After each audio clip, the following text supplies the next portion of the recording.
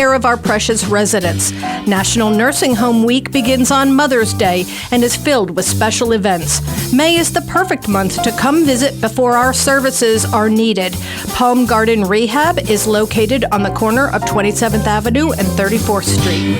At Ameris Bank, we understand that there is no purchase more exciting than the purchase of a new home. We are dedicated to helping you find the mortgage that meets your needs and giving you the personal attention you deserve. Our mortgage options offer a variety of benefits, including up to 100% financing, down payment assistance, and expansive credit qualifications, all with the competitive rates and exceptional service. Call Ameris Bank today or visit amerisbank.com to learn more. We look forward to serving you. Ameris Bank is an equal housing lender and member of FDIC, a loan subject to credit approval.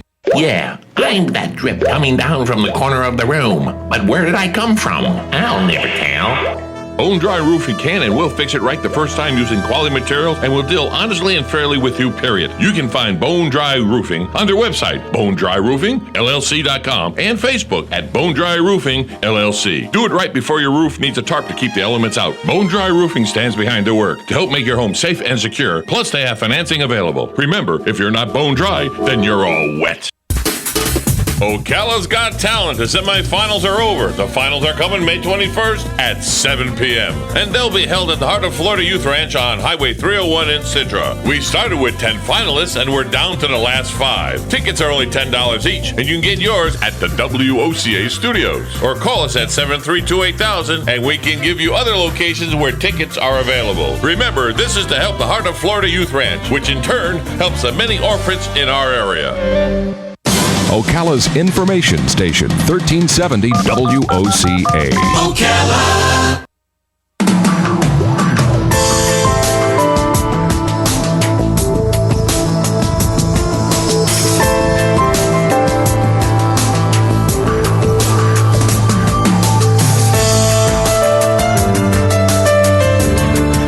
All right, 25 minutes before 11 o'clock. Thank you for tuning in. We've got a guest, and I have something in common with her already.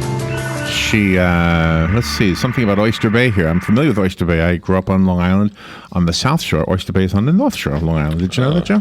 No, not well. I learned something new. That's where Billy Joel lived. I don't know if he still does or not, but I remember as a younger guy, we used to always look for Billy Joel. Billy Joel. Everybody saw him. Just like John. Everybody sees John Travolta here in Ocala. The sightings. Except me. I've never seen him. Have you? Well, on normal appearances, his big appearances, but not like you're walking into the mall. No, I know. And same thing with Billy Joel in Oyster Bay, and I'm sure there are others, but I never saw him. But everybody, I saw Billy Joel today. Oh my gosh, I never see him. Barbara Bracht Donsky is on the phone, and she has written a book called Veronica's Grave. She, when she was a little girl, lost her mother. She died. Her mom died, and her father didn't tell her, and apparently nobody told her. And this is a fascinating story. We just went through Mother's Day, and on Facebook we were all posting things about our moms. My mom passed away, but I knew my mom all of her life. She lived a nice long life, and so there's really, it's always sad when somebody dies, but it's nice to know that somebody had a full life, you know. Oh yeah. So. I'm interested to find out why. I mean, what happened? Barbara was honored as Woman of the Year by the Boys and Girls Club and by the town of Oyster Bay, which is how I guess I know about the Oyster Bay connection. Veronica's Grave, A Daughter's Memoir is the name of the book. Barbara Bracht Donsky. Good morning, Barbara. How are you? Good morning, Larry, and good morning, Joe. I'm well here in New York, and I hope you guys are doing fine. You sound to be doing fine down there in Florida. The weather's beautiful. Oyster Bay is a beautiful town. Are you in Oyster Bay right now? No, I actually left Oyster Bay about 12 years ago, and my husband and I then moved back to Manhattan. So now I'm living on the Upper East Side, and if you're listening audience knows where the Metropolitan Museum of Art is. Oh, okay. I'm just 2 blocks from there, so when I look out my living room window, that's what I'm looking at. Nice. And you're happy there? You like it? You don't got to. Yes, because at this stage in my life, New York is very user-friendly, and it's very easy to get around, and they're just wonderful cultural events, and of course, good restaurants. And so we enjoy all of that. Did you work in the city when you lived in Oyster Bay? No, I actually worked in Oyster Bay. We were living in Oyster Bay for about 20-some-odd years, and I was a reading teacher there, and I had a private practice at that time for children who were having reading difficulties and difficulties in learning how to read, and that was my specialty. So I had a private practice for young children, generally from the ages of first grade on through seventh grade. So I am looking forward to hearing about, how many books have you written? The books I've written, or the articles I've written, have really been related to education. So Okay. this is my first memoir. This is a debut book. Okay, I was going to say this has got to be one of the most personal books you've ever written, and Absolutely. clearly it is. So let's see, where do we start? When did your mom die? Well, what happened was that I was 3 years old when my mother died. Okay. And the family, my extended family, made a decision that I was too young to understand anything about death. And therefore, no one told me anything. At that point, my father and I left the apartment we had been living in here in the Bronx, and we moved into my grandmother's house. And there we were living with other aunts and uncles as well on the same block. So I was surrounded by a lot of family, which looking back was a wonderful thing. But still, no one ever mentioned my mother. I would look around. There were no pictures of her. But you knew your mother, right? I mean, 3 years old, you're old enough to know your mom. Yes. And what happens, you're quite right, but I only have, at this point in my life, one memory of my mother. But it is the memory that begins Veronica's grave. That in the beginning of the book, the child is in the bedroom with her mother. And the child wants to go to the park, as they always do. But the mother is not well. She's not feeling well. And she said, well, not today, not today. So I'm biking around in the apartment and trying to talk to her, and then she would die. So that was like her last day on Earth, and that was the only memory I really have of her. So that's how I start the book, and from that, all the other memories will flow. So I will then go to live with my grandmother for 5 years, at which, though, my father remarries. So up until now, the family has been keeping the secret of my mother's death for me, and no one, even my father, says it. But now I'm going to have a new stepmother. And you're waiting, are you waiting as a little girl between the ages of 3 and 5? You're waiting for mom to come home? Yes. Oh, my gosh. I'm thinking she's missing, but no one has told me Oh, where my she is. gosh. So I think she's going to return at some point. But now my father is remarrying, so this becomes a big question in my mind, thinking she's got to get back soon. She has to get back before he remarries. But this doesn't happen, of course. And what does happen is that we move away from my grandmother to Yonkers. And at that point, my dad insists that the woman I've always known as Miss Marge, who he was dating, I had to call her mother. So for me, I felt very disloyal to the memory of my own mother, but wanting to please my father, I went ahead and I started to call her mother.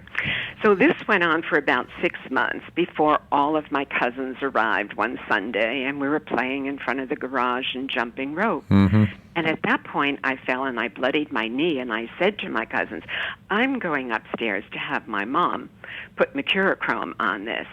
And one of my cousins said, stop saying that. Your mother's dead. She's not your mother. My mother told me so. Oh, my goodness. So that was the first time that anyone had told me that my mother had died, and it seemed strange that my cousin, who's only a year older, would be the one to break the news when there were so many adults who could have said something but didn't. So at that point, of course, my fantasy world just absolutely collapses, but I do go ahead with protecting the family secret. And this is something my father wants, because he doesn't want our new neighbors to think he's newly married, and he doesn't want my new stepmother to be seen as a stepmother. He feels that that would just be a source of gossip. So I am not allowed to tell anybody or to talk to anyone about this, and especially I'm not to talk to my younger brother, because my mother actually does die in childbirth with my younger brother, and he survived. So I have a younger brother at that point. Okay. Yeah. So he also was left in the dark about his biological mom. Correct. And he is left in the dark until he's almost 19 years old. 19? Whoa. How old were you? So you knew when you were 5. Well, when he was 5 then. I was 8 when we moved to Yonkers, and that's when the second part of the secrets come in. Oh, that's right. So, okay. it's about multiple family secrets. I hope it's not too confusing. It was a little bit, but I think you straightened me out a little bit there. Okay. Okay. But what will happen is I will never share it with him. Never. Because I had promised not to. So it's up to my parents to decide.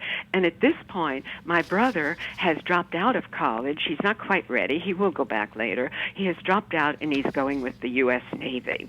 And they decide that if he gets out there, he may meet people who know my mother's side of the family with whom we're not really in contact anymore. And they might really tell him, and they didn't want him to find out that way. And that is always one of the questions you see when people keep family secrets. So when can you give up the secret? I have a question about Grandma and Grandpa on your mother's side. Were they not in the picture? No. Unfortunately, they were not in the picture for this reason, and this is only family scuttlebutt. But I would hear in later years that my grandfather and my father had a falling out. And the falling out was simply that after the death of Veronica, my grandfather, her father, wanted my father to marry her younger sister. Oh, no. This. So that was part of a very big argument, and my grandfather insisting that no one would love the children more than she and my father should do this, and he said, no, I'm not doing this. So we lost contact. I lost contact with that side of the family, but I will say this. She came from a large family, Veronica did, and 2 of her sisters never forgot her because they would come every year on my birthday and at Christmas to bring gifts. So they always remained, the 2 of them would remain a part of my life. Wow, what a touching story. And so the title Veronica's Grave, obviously you know where her grave is. Yes, but I didn't know as a young person, and it didn't really, I wasn't driving or anything, so it didn't occur to me to go and find it. But later on, when I'm engaged, my fiancé and I do go up to look for the grave. And I'm not going to share the ending, but we don't find it initially, and that's part of the problem. Where is Veronica's grave? So I'm going to ask that's called a teaser. Read the story to find out where is that grave. Yeah. Hold on, and let's take a break, and then we'll continue talking to you. And we won't reveal anything you don't want to reveal. But you've held us spellbound the whole first half. Barbara Bracht Donsky on the phone. Her book is Veronica's Grave. She didn't know her mom died when she was a little girl, and learned when she was from a cousin when she was 8, and kept it a secret from her younger brother. A fascinating story. We'll be right back with Barbara on the other side of the break. The weather is brought to you by myfwc.com. Safe boating is no accidents. On this Tuesday, partly sunny. A very nice day, high 82 to 86. Clear to partly cloudy Tuesday night with a low in the mid-60s over the interior, upper 60s at the beaches. Wednesday, partly sunny and pleasant, the high 83 at the coast, 88 inland. And on Thursday, partly sunny. Watch out for a shower or thunderstorm in the afternoon, the high 83 on the coast, well up into the 80s over the interior. From the Florida Weather Center, I'm meteorologist Joe Lundberg. Every day, millions of seniors struggle with cancer, arthritis, and other rare diseases. They rely on Medicare Part B for access to their doctor and life-saving medicines. Shockingly, the Obama administration has proposed a misguided experiment to Medicare, and it could be devastating. Government bureaucrats could manipulate your course of treatment. Access to new breakthrough treatments may be restricted. Local clinics could be forced to close, requiring some patients to travel significant distance and forcing others into hospitals for their care. Over 300 patient and provider groups have called on Congress to stop this experiment, and Congress needs to listen. Senator Bill Nelson has always protected Florida seniors. Call Senator Nelson at 202-224-5274 or go to stopcmscuts.com. Urge him to stand up for Florida seniors and stop the Medicare Part B experiment. Paid for by the Community Oncology Alliance. This is James Snyder, inviting you to join me each Sunday morning at 9:30 for Sunday Joy on 1370 AM, 96.3 FM. FlySanford.com. Orlando Sanford International Airport. We are SFB. Simpler, faster, better. Visiting friends and family? Or just looking for some fun? Book your vacation now to one of over 70 nonstop destinations, including Amsterdam, Brussels, Aguadilla, San Juan, New Orleans, and Mexico City. For enjoyable travel, come to Orlando Sanford International Airport. We are SFB. Simpler, faster, better. Before you fly, FlySanford.com. Here's what you may have missed on the John Tesh Radio Show. 80% of the super rich people in his study made a habit of associating with other success-minded individuals. They also consciously avoided toxic, negative people. It's nobody's business whether you're married, engaged, or starting a family because that's considered pregnancy discrimination. Dark chocolate contains more antioxidants, called flavonols, than any fruit or vegetable out there. Surprised? Intelligence for your life on the John Tesh Radio Show. Don't miss this stuff. WWOCA, WWOCA.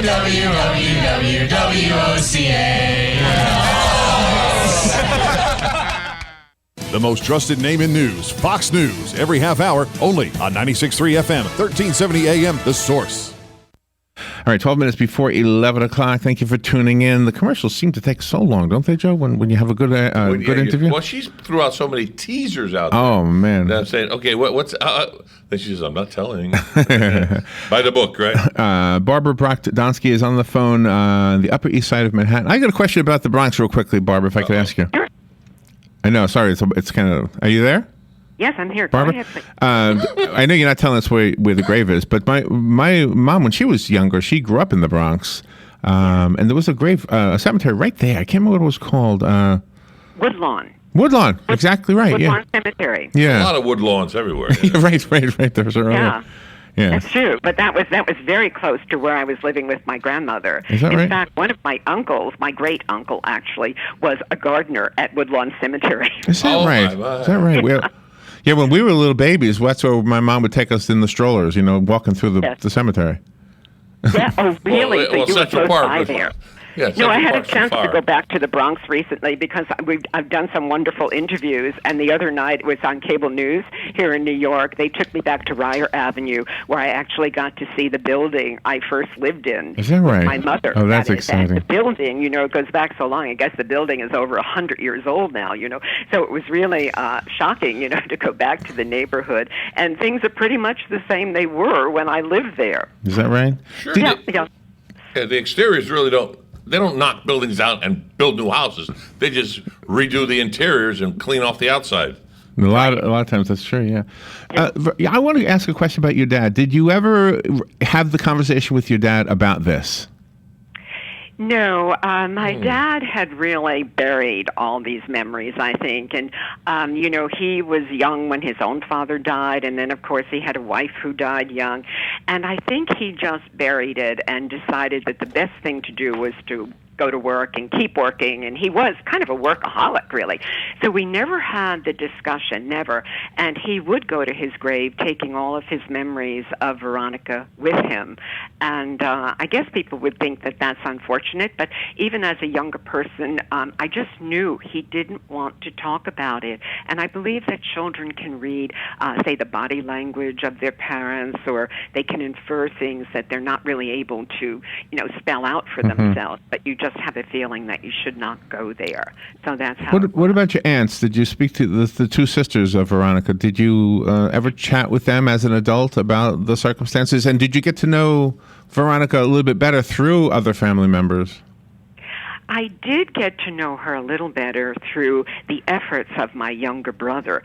He would seek out people from Florida to Maine who had known her, and they all talked about one thing, that she was the most phenomenal dancer, and she loved to dance, as did my dad, and that is something that we all share in this family. Is that right? You're a dancer? Pardon? Are you a dancer?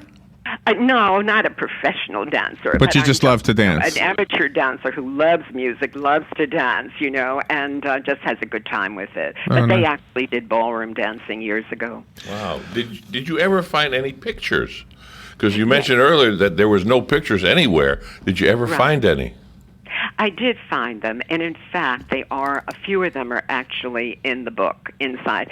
And if you, towards the front, there is one of the very young Veronica, and I'm sitting on the floor there with her, and that I presume was my first Christmas. And there is a second one of she and my father as young people. So there are a couple of them in the book, and that was fun, to put the whole family together like that in Veronica's grave. Wow. It almost, I guess maybe a lot of us know people who have kept a secret. A child is born and maybe adopted and say, well, don't tell anybody that's not your real mom, your real dad. And you never know when to say something. And sometimes the children find out on their own when they're adults. And I don't know how they take it. How did your brother take it when he found out at 19? Yes, he took it very well because the only mother he ever knew was our stepmother. And therefore, he always accepted her that way. And I do think psychologically for him and for the family as a whole, it worked very well. Psychologically, for me, it was not comfortable at all. But even now, I think about it. How about if they had told him when he was 8 or 10? Maybe then he would have felt very guilty about having been the cause of Veronica's death. Yeah, absolutely. You're probably right. So sometimes maybe the adults made a good decision, even though it seems like it was not fair to you. Correct. Mm-hmm. And that's, I think perhaps that's how the rest of the family might look at it. But I do think that secrets can be very dangerous, and that the stresses that are put on children who are forced to keep secrets are real. And for me as a child, even when I was, say, 4 and 5, I remembered I had developed headaches. And this, of course, could be very much, from the stress of that, because in the book, my grandmother will say to me, no one in the family gets headaches. I don't know why you get headaches. Really? And I would say to the reader, the child is saying, well, I don't mind. Doctor says I have to give up eating pork and give up chocolate, but I don't mind giving up the pork, but I wish I could have Hershey's in my milk. But that part, you never know, is that the cause of it? But these kind of stresses are internalized and could very well have been the cause of the headaches. Tyra, a personal question. Do you have children of your own? I do. I have 2 grown and married sons, and I have 2 grandchildren. So there must be an interesting element in that regard, too, learning about their biological grandmother. Well, of course. But last night, I should tell you, yesterday was the publication date for Veronica's grave, which means that it's now available nationwide at all bookstores. So to honor the publication, we had a wonderful book launch party here in New York at the New York Society Library last night. And about 70, 75 people Oh, that is nice. For it. That's exciting. So everybody, including my brothers and my granddaughter and everyone, got to hear the whole story and that is questions, as you are doing right now, about Veronica's grave. Barbara, this is the morning show, but I have a middle of the night question for you. Oh, gee, here we go. In the middle of the night shows always have these kind of questions. Have you ever felt like you were visited by your biological mom, like spiritually? That's so interesting because in the book there is a segment where I'm probably about 9 or 10 and I'm very anxious for a kind of visitation. So I go up to the attic and I'm praying, but I don't hear anything. I just don't hear anything. And I tell the reader that I would be happy if I saw a spider walk across anything. If there was a cobweb that moved, I would have thought, okay, she's listening to me. But nothing like that ever really happened, So I was always hoping that I would hear from her. But eventually, as a young person, I just thought of it that between heaven and earth, there must be such a heavy curtain. It's just too heavy for her to lift. So to answer that, actually. Oh, my gosh. So the book just went on sale yesterday, right? It did, yeah. Oh, my yes, goodness. It was a very exciting day for me. I think you picked a great title. Thank you. I don't know why it just feels like a title. It could straight to the point, and it could make its way. I don't know, movies, TV. Oh, look at her! Look at her! Oh, I can see her blood pressure going up now. Movies, you said. I don't know. It seems like a good movie. I don't know. That's very interesting you say that, because one of the guests, after I was doing the Q&A last night, two of the guests actually said that this would be a great film. And one came up to me afterwards, and I can't reveal the name, but she told me who she was going to get in touch with. So wouldn't that be fun if down there in Florida and up here in New York, we sometimes see Veronica's grave, up on the big screen. I should tell you, things we have in common. I also lived in Florida for 12 years. Where did you live? We were in North Naples near Bonita Springs. Okay. Know exactly where you were. Right on the beach down there. It was beautiful. And I miss Florida. I miss the nights in Florida especially. The evenings in Florida are just heavenly, aren't they? Yeah, absolutely. And lately the mornings right here, the mornings have been pretty good too. Yeah, that's one. So, on Mother's Day, I went to my mother's grave and I spoke to her. And again, I don't want people to feel sad. I would say it was happy for me because you remember good things. You know where the grave is? You don't want to tell us where your mom's grave is. It's in the book. But when you go, I don't want to tell you what happens when I go to the grave. But the grave is at a Gate of Heaven Cemetery. It's up in Valhalla. And I would visit on occasion. One of my brothers is very much like you. He goes regularly and visits, and all three members of my family, my father, my stepmother, and my mother, are in the same grave now. Do you talk to the grave? Well, you can, but I don't go very often, but he does. And when I'm there, I certainly would. Yes, of course. Yeah. Of course. I guess it's something we all do. I think it's very comforting. I don't know. I'm going to be cremated. I don't know if people feel the same way. No, I know. There are only ashes, but when you go to a cemetery, there's such a wonderful feeling to cemeteries. Yeah, I guess if you scatter the ash, you just go in a whole area, Yeah. I just went to your website, and I want the listeners to know what it is. It's BarbaraDonsky.com. Oh, you're a pretty lady. Look at you. Wow. Thank you so much.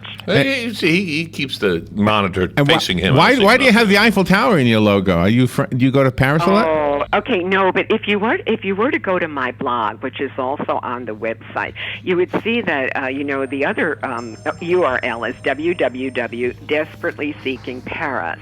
So this is a story of a young girl who grows up working class in the Bronx, and of all things falls in love with Paris and with things French. Barbara? So in the blog, the emphasis is very different than it is. We got 10 seconds, Barbara. Yeah, Barbara. Thank you so much for being on. We loved having this conversation. Thank you so much for being on the air with us. Good luck with the book, and please come back anytime. Thank you for having me. Go to BarbaraDonsky.com. We have the website on the WOCA site. Thank you. Veronica's Grave is the book. We'll be right back. This is WOCA Ocala.